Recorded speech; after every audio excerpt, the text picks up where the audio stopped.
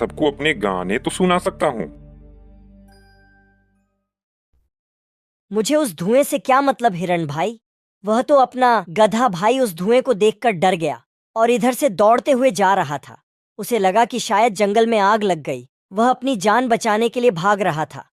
अब तक तो वह न जाने कितनी दूर निकल गया होगा। तो तुमने उसे रोका क्यों नहीं? तुम्हें उस मूर्ख गधे को रोकना चाहिए था। भरतपुर के जंगल में कई सारे जानवर रहते थे।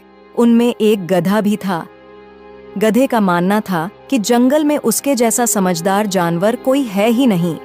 वह हर समय उटपटांग हरकत करता और बिना मतलब की बातें सोचता रहता। कभी कभी उसके सोच के चक्कर में तो जंगल के जानवर भी फंस जाते थे। एक दिन, भाई वाह, आज तो हरी हरी घास खाकर मजा आ गया। मेरा पेट तो भर ही चुका है। अब इस पेड़ की छांव में थोड़ा आराम कर लूं, फिर आगे चलूंगा। ऐसा सोच गधा पेड़ के नीचे बैठकर आराम करने लगा और आराम करते करते इधर उधर की उटपटांग बातें सोचने लगा।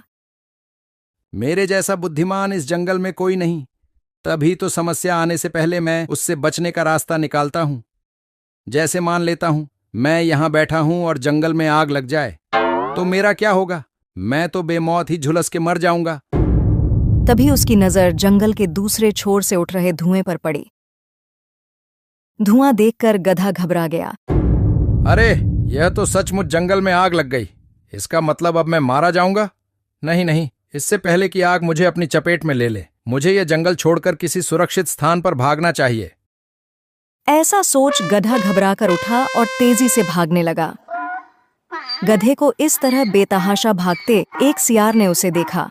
वह गधे को रोकते हुए पूछा, अरे क्या हुआ गधे भाई, तुम इस तरह से क्यों भागे जा रहे हो? कोई खजाना मिल गया है क्या? अरे फालतू की बातें मत करो। कोई खजाना लेकर नहीं भाग रहा, मैं अपनी जान बचाकर भाग रहा हूं। वह देखो, पीछे जंगल में आग लगी है। इतना बोल गधा फिर भागने लगा।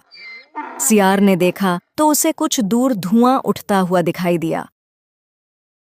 अरे हाँ, यहाँ तो सच में आग लगी है। धुआं देखकर सियार भी घबरा गया। उसे भी डर हो गया कि कहीं वह इस आग में घिर न जाए। यह सोचते ही वह भी गधे के साथ भागने लगा। भागते भागते सियार को कुछ सूझता है और वह रुक जाता है। कहीं मैं गलत तो नहीं कर रहा हूँ? हो ना हो मैं कहीं उसी कहानी को तो नहीं दोहरा रहा हूँ जिसमें पेड़ से पपीता गिरने पर हिरण ने समझ लिया कि जंगल में कोई खतरनाक दानव आ गया है और बचने के लिए वह स्वयं तो भाग ही रहा था। उसके पीछे दूसरे जानवर भी बिना सोचे समझे भागे जा रहे थे। नहीं नहीं, मैं उस आग को बिना देखे यकीन नहीं करूंगा। मुझे उस धुएं के बारे में पता लगाना होगा कि आखिर वह धुआं कहां से और क्यों उठ रहा है। ऐसा सोच सियार उठ रहे धुएं की दिशा में चल पड़ा। कुछ दूर जाने पर उसे एक हिरण मिला। हिरण को देखकर सियार रुका और उससे पूछा, हिरण भाई, क्या तुम ये बता सकते हो कि वह धुआं कहां से और क्यों उठ रहा है? हिरण ने धुएं की तरफ देखकर कहा, वह धुआं तो झरने के पास से उठ रहा है।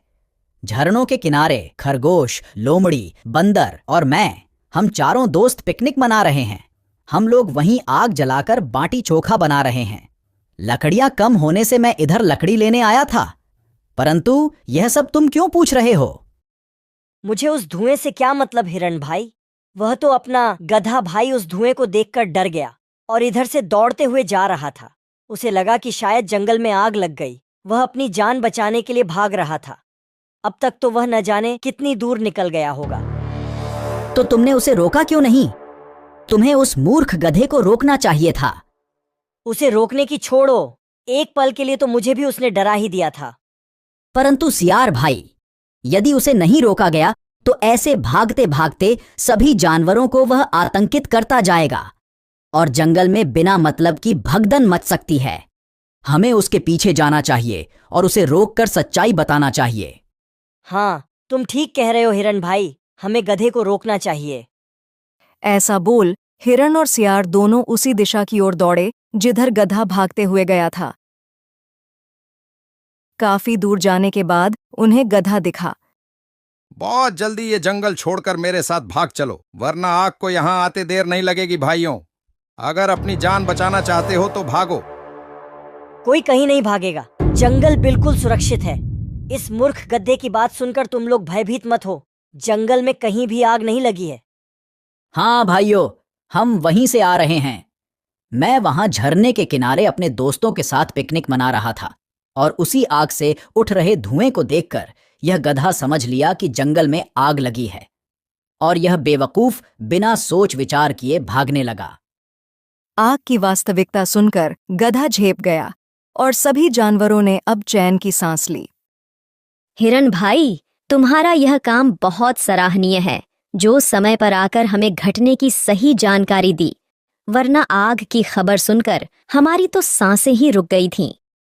मुझे माफ कर दो दोस्तों, आज मेरे कारण पूरे जंगल वासियों को परेशानी का सामना करना पड़ता।